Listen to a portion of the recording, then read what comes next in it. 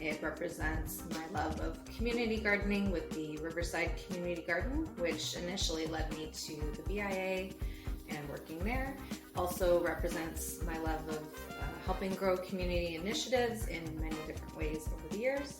And it's from the Mama Earth service and grown in Ontario. This is some pickled turnips and olives and some pita bread from Tabbouleh Middle Eastern. So it's a local restaurant in the Riverside BIA, which has been there for many years and is really supportive of community.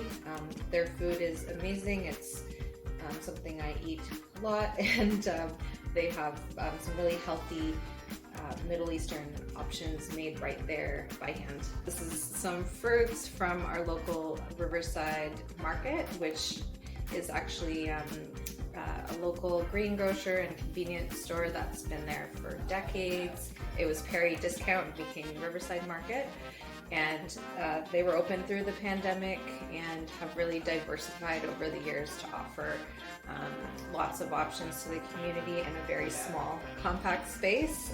Like they have organic food, they have fresh fruits and vegetables every day, and we go there a lot. So this is rainbow trout, and it's one of those items these days that has gotten very expensive and not as affordable, but it's such a healthy food.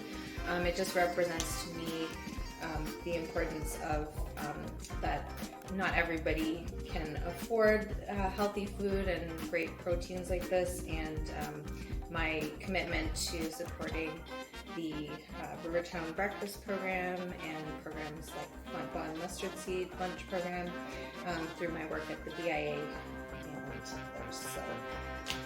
So these are some frozen churros that came from one of our Riverside community markets that happened over the past summer.